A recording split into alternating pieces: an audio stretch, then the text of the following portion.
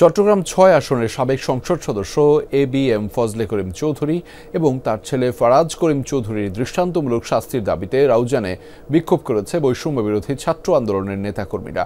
গত ১৫ বছরে তাদের হামলা, মামলা, নির্যাতনের চিত্র তুলে ধরেন ভুক্তভোগীরা। বিচার দাবিতে সংগ্রহ করা হয় গণস্বাক্ষরও। ওয়ালটন টেলিভিশন মাত্র ২৫,৪৯০ টাকায় পাচ্ছেন গুগল টিভি। সকালে রাউজানের জলিলনগর বাস স্টেশন থেকে বিক্ষোভ মিছিল বের করেন বৈষম্য বিরোধী ছাত্র আন্দোলনের নেতাকর্মীরা। বিভিন্ন সড়ক প্রদক্ষিণ শেষে উপজেলা পরিষদ চত্বরে জড়ো হন তারা। চট্টগ্রাম ৬ আসনের সাবেক সংসদ সদস্য এবিএম ফজলে করিম চৌধুরী এবং তার ছেলে ফারাজ করিম চৌধুরীর দৃষ্টান্তমূলক শাস্তির দাবিতে বিক্ষোভ করেন। কুশপুত্তলিকা পোড়ানোর পাশাপাশি বিক্ষোভ সমাবেশ থেকে তারা গত ১৫ বছরের সাবেক এমপি ও তার ছেলের হামলা ও নির্যাতনের অভিযোগ তুলে ধরেন।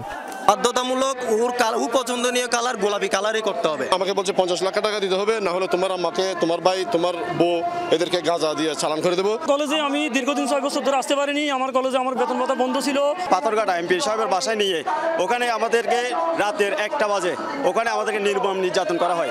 বাড়ির সামনে যেটা স্কুল যেটা আছে ওখানে আন্ডারগ্রাউন্ড আছে, যেটা আয়নাঘর, ওখানে আমাকে নিয়ে নির্যাতন করছিল। আমার ভাইয়ের খুনিরা যেন অতি সত্বর গ্রেপ্তার হয়, তাদের শাস্তি হয়।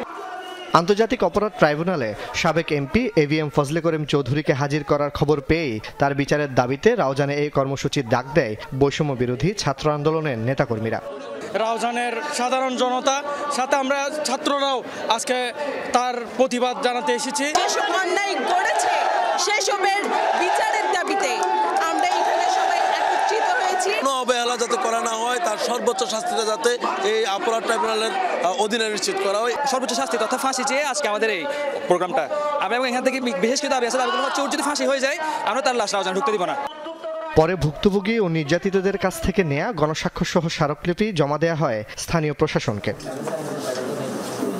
জোবায়েত ইবনে শাহাদাত, যমুনা নিউজ, চট্টগ্রাম।